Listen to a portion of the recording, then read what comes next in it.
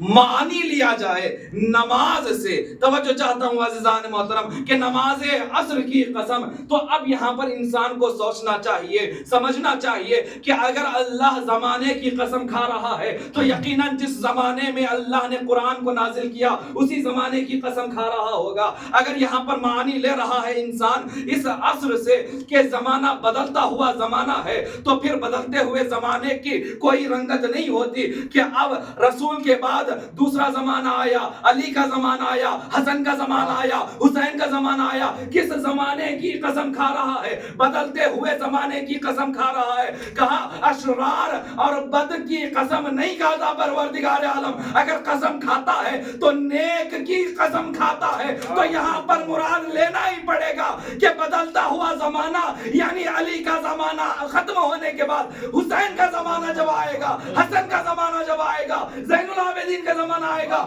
یعنی جو وقت بدلتا ہوا زمانہ ان اماموں کے نسل سے بدلتا ہوا رہے گا اسی زمانے کی قسم پروردگار عالم کھا رہا ہے, کسی اور کی حکومت کی قسم نہیں کھا رہا ہے. سبحان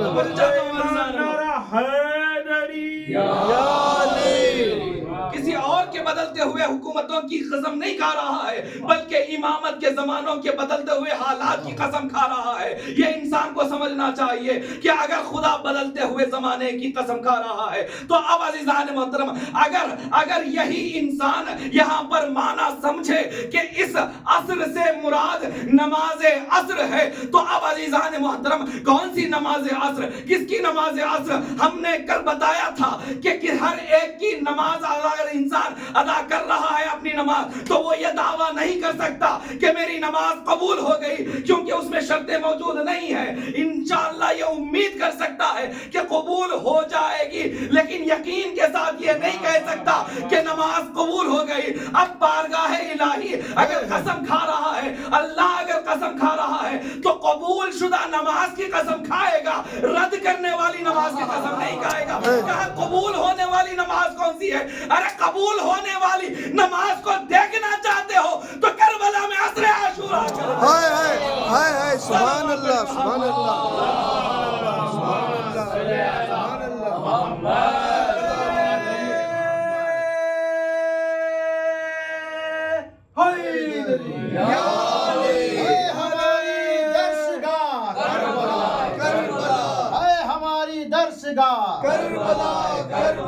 لبیک یا حسین, لبیک یا حسین, لبیک یا زینب, لبیک یا زینب, حسینیت زندہ باد, نعرہ تکبیر, اللہ اکبر, نعرہ رسالت, یا رسول اللہ, نعرہ حیدری, یا سے بلند نعرہ صلوات. لبیک یا سکینہ, لبیک یا سکینہ, لبیک یا سکینہ. خاندان زہرا پر بلند تر تلوار.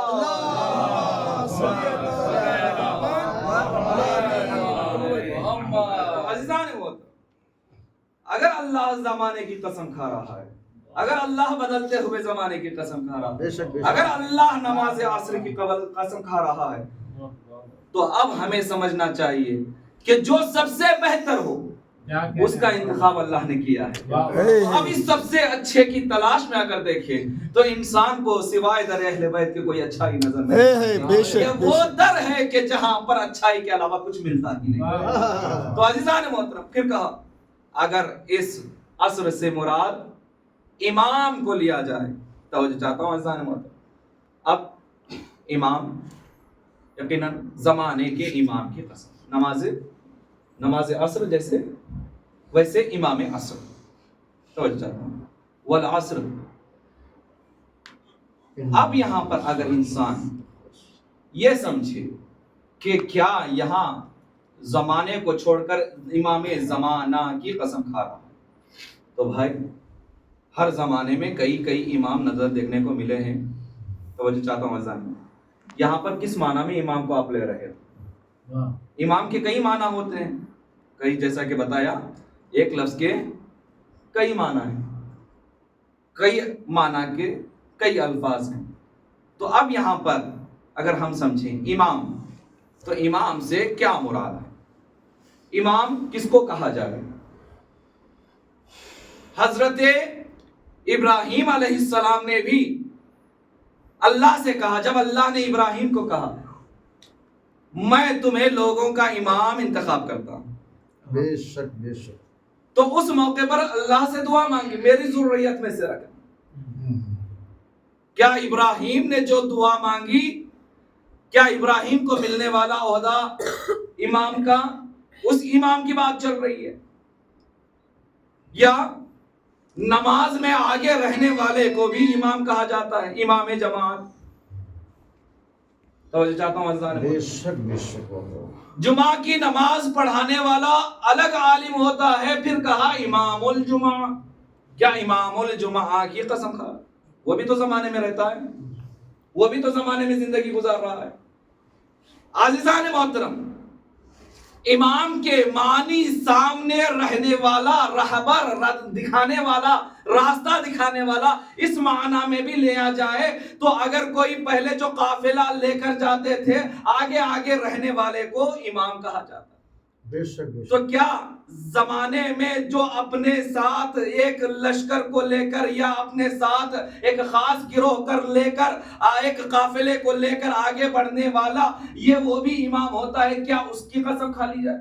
توجہ چاہتا ہوں عزیزان محترم، نہیں عزیزان محترم، ابھی ایک فارمولا ملا کہ اگر اللہ قسم کھا رہا ہے تو اچھے کی قسم کھائے گا، اگر جو سب سے زیادہ خوبیاں رکھنے والا ہوگا اس کی قسم کھائے گا۔ تو اب یہاں پر واضح ہو جانا چاہیے کہ اگر دنیا والے جس کو بھی جیسا بھی امام تسلیم کر لے، لیکن خدا جب امام کی قسم کھائے گا تو لوگوں کے بنانے والے امام کی قسم نہیں کھائے گا، بلکہ اللہ میں نے امام بنا کر بھیجا ہے تو میرے امام کی میں قسم کھاؤں گا، میں جس امام کو۔ یہی وجہ ہے کہ جب واقعہ کربلا ہو گیا تو کہا فرشتوں نے کہ اے پروردگار تیرے حبیب کے نواسے پر اتنا ظلم ہو گیا، تو دیکھ رہا ہے۔ تو ایک مرتبہ ایک نور کو چمکایا، فرشتوں نے ملاحظہ کیا، کہا یہ پروردگار یہ نور کون سا ہے؟ کہا یہ وہی منتقم خون حسین ہے کہ جو آخری زمانے میں ظہور کرے گا،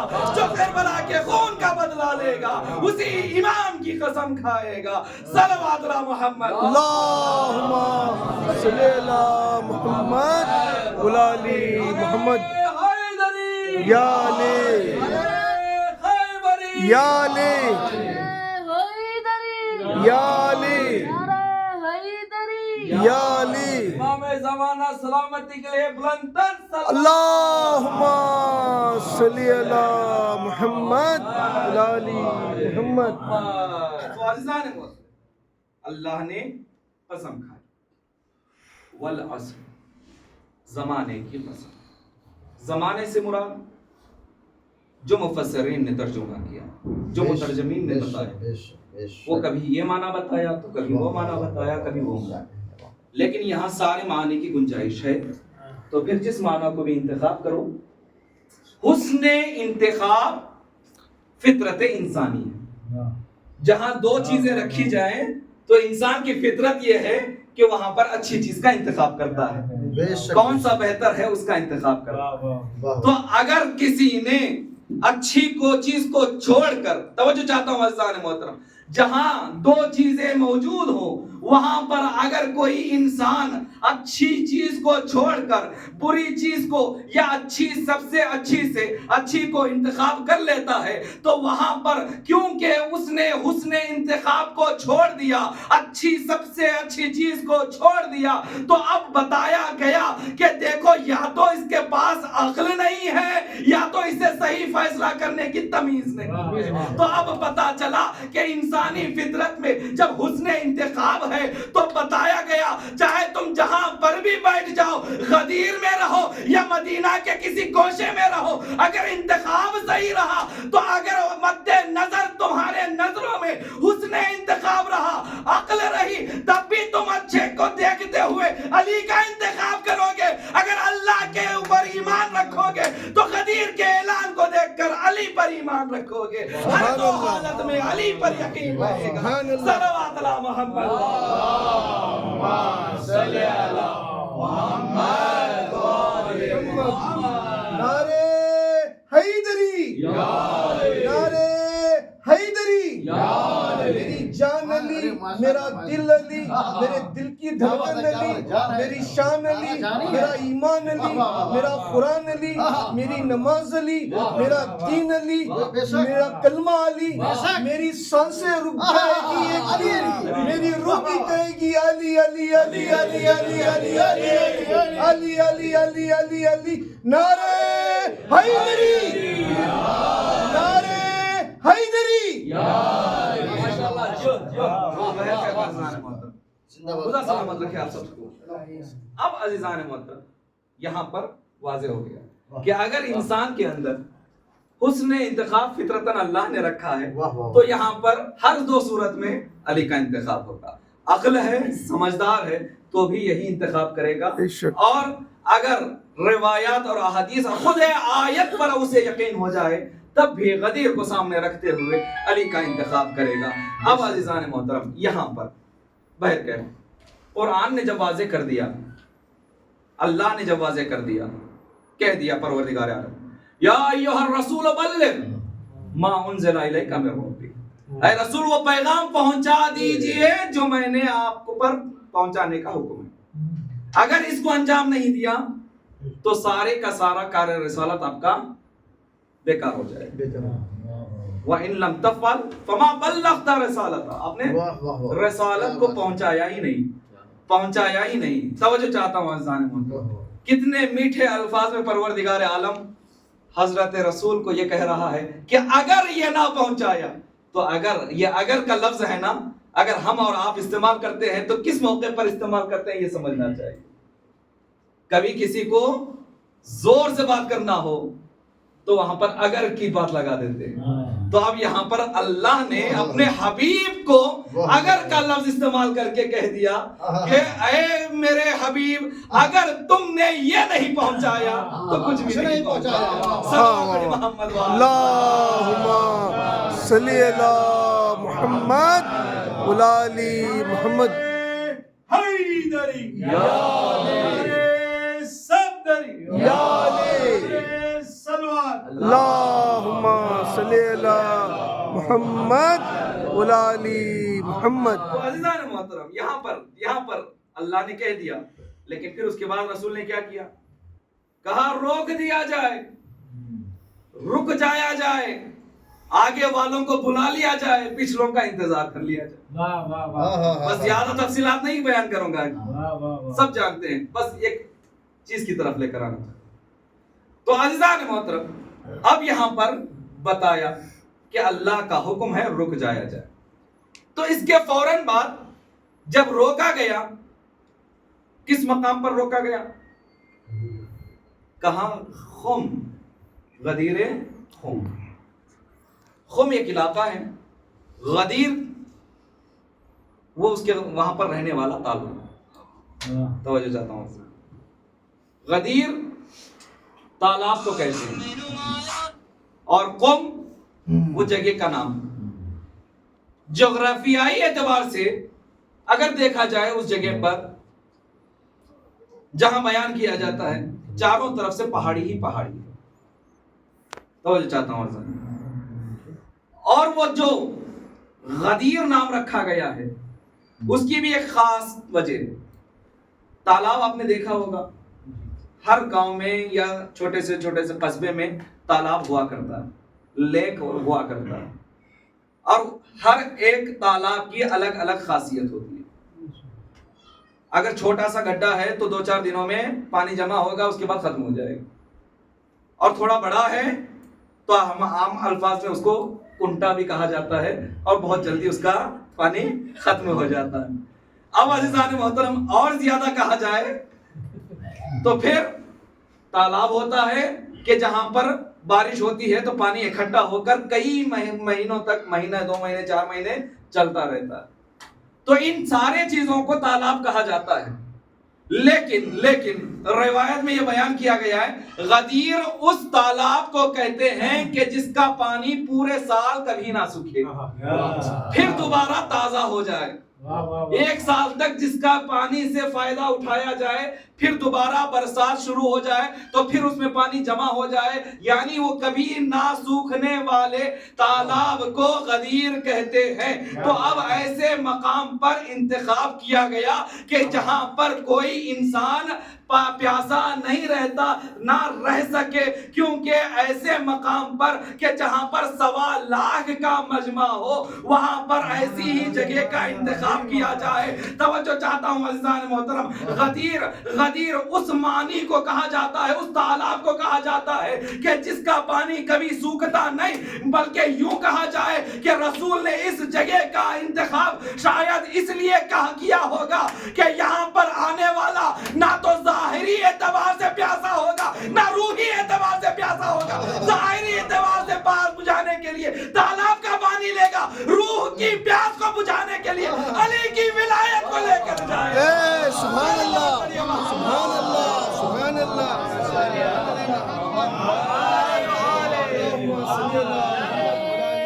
حیدری، ارے صفدری، ارے بوزری، آواز بلند نعرے سلمان۔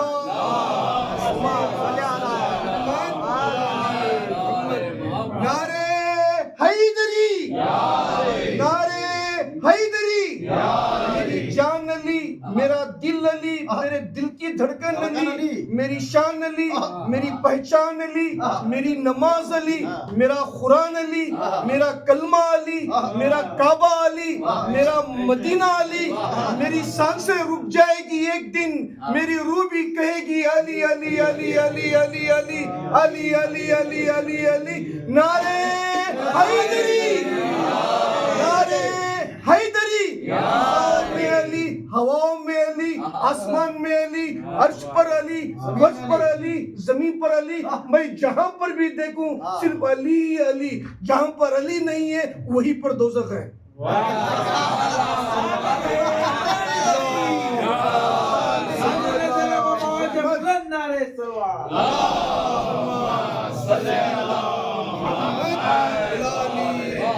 نعرہ ہماری جان ہے، حیدری کمبری نعروں کو لگاتے رہیے، حیدری کمبری نعروں کو لگاتے رہیے، تیر بن کر دل باطل میں اتر جائیں گے۔ حیدری، خدا نے بھی کہا کہ اگر سارے جن اور انس اگر علی کی محبت پر جمع ہو جاتے تو میں جہنم کو پھیلا۔ کیا بات ہے، سبحان اللہ۔ واضح ہو گیا، حدیث قدسی میں یہ اللہ نے ارشاد فرما کے بتا دیا کہ اگر سارے کے سارے اکٹھا ہو جاتے اگر حب علی پر تو اللہ جو ہے جہنم کو خلق نہ کرتا۔ تو اب عزیزان محترم، اب جہنم کو خلق ہی کر دیا ہے تو واضح طور پر بتا دیا گیا کہ جس کے دل میں بغض علی ہے اس کے لیے نعرے جہنم ہے، بے شک ہے، سبحان اللہ۔ اب عزیزان محترم، بس بالکل آپ کی محبتوں کا، آپ کی عنایتوں کا بہت ہی میں دل سے استقبال کرتا ہوں۔ خدا آپ سب کو سلامت رکھے، آمین، الہی آمین، خیر عطا فرمائے، الہی آپ کی آمین، کو مستجاب فرمائے، آپ کی مشکلات کو حل فرمائے۔ تو عزیزان محترم، اب عزیزان محترم ذرا آئیے کہ یہ وہی علی ہے کہ جس کی دشمنی دل میں رکھتے ہوئے کربلا میں حسین پر اللہ اکبر، بہت ہی جتنا دل میں نام علی سے بغض تھا، نام علی پر بغض رکھا تھا، علی سے دشمنی رکھی تھی، اتنا ہی زیادہ وار کیا گیا۔ ہاں زاداران مظلوم بس ایک جملہ کربلا میں حوالے کرتے ہوئے، کربلا کے علی اکبر کے متعلق کہتے ہوئے کہ کربلا میں جب علی اکبر اجازت لے کر گئے تھے تو رسول نے کہہ دیا، جب اس وقت حسین نے کہہ دیا کہ اے پروردگار تو گواہ رہنا کہ میں اب اسے بھیج رہا ہوں کہ جو